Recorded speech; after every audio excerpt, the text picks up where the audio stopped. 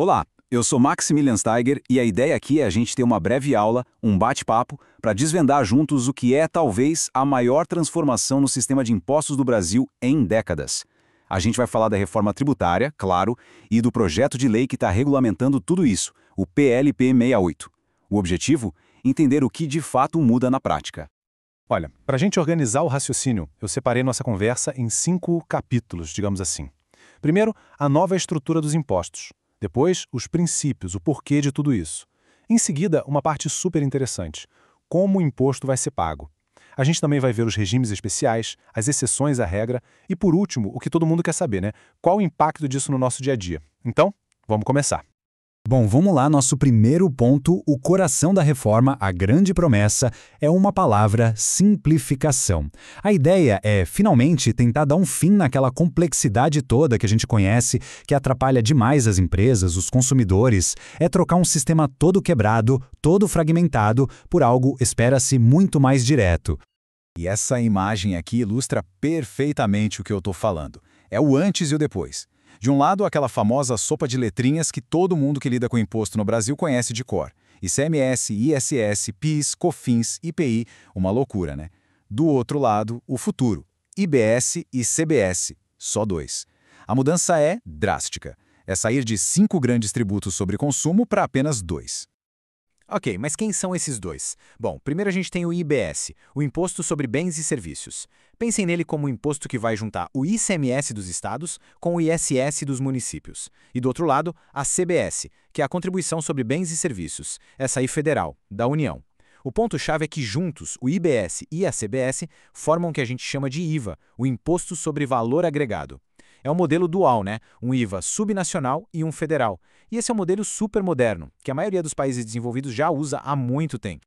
Certo, agora que a gente já sabe o que mudou, vamos entender o porquê. Porque não adianta só trocar o nome dos impostos, né? A gente precisa entender qual é a filosofia, qual é a lógica por trás de toda essa mudança. Quais são os princípios que guiam essa nova casa.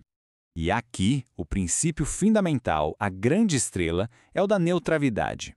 O que isso quer dizer na prática? Que o imposto não pode mais atrapalhar as decisões de negócio.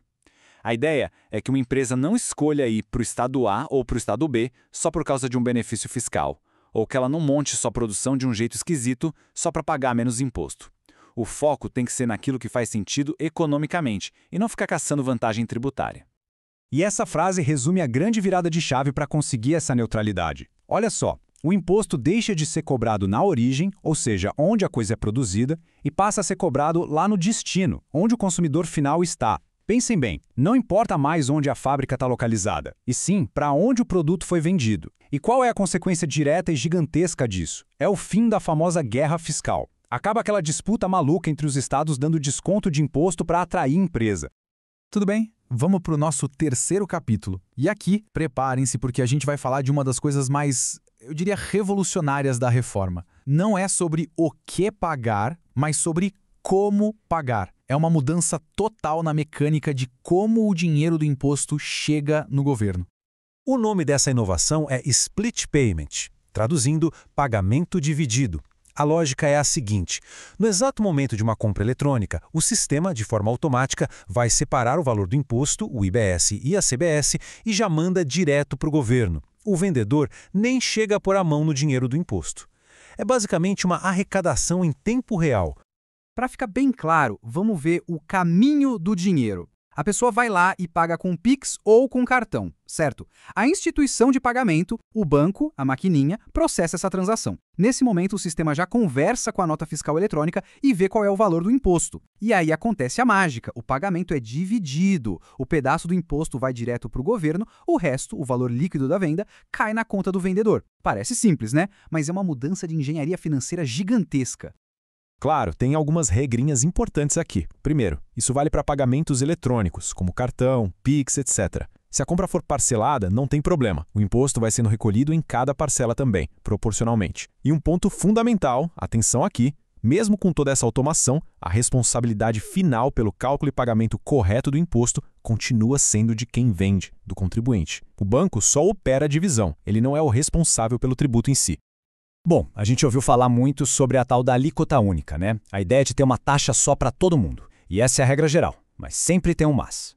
O legislador olhou para alguns setores e pensou, aqui a gente precisa de um tratamento diferente, e criou regimes especiais, com alíquotas reduzidas por causa da importância social ou das características desses serviços.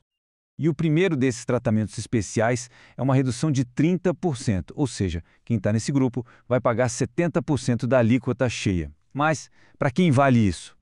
Essa redução de 30% foi pensada para um grupo específico, os serviços de profissionais liberais, aqueles que são supervisionados por um conselho de classe. A gente está falando aqui de advogados, contadores, engenheiros, arquitetos, médicos, veterinários, administradores, uma lista grande de profissões que, pela sua natureza, terão esse benefício. Ok, mas não para por aí. Existe um segundo grupo com um desconto ainda maior, bem mais pesado. Uma redução de 60% na alíquota. E essa redução de 60%, que é bem significativa, foca em setores que são considerados de altíssimo impacto social.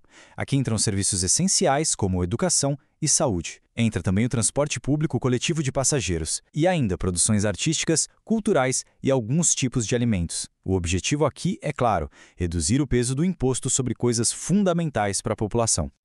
E agora a gente chega no nosso último capítulo e talvez o mais importante de todos. Depois de entender toda essa parte técnica, a pergunta que fica é: e aí? O que isso tudo muda na vida real, no bolso das pessoas, principalmente da população de mais baixa renda?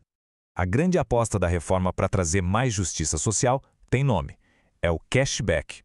A ideia é muito simples e poderosa: devolver uma parte do imposto pago pelas famílias de baixa renda. Ou seja, a pessoa faz suas compras, paga o imposto embutido no preço e depois uma parte desse imposto volta em dinheiro para a conta dela. Isso é uma forma de combater o fato de que o imposto sobre o consumo, hoje, pesa muito mais no bolso de quem ganha menos.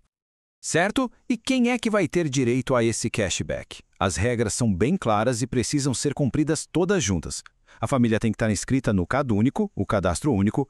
A renda por pessoa da família tem que ser de até meio salário mínimo e, claro, precisa morar no Brasil e ter o CPF regular. Um ponto muito importante é que essa devolução vai ser automática, a família não vai precisar pedir.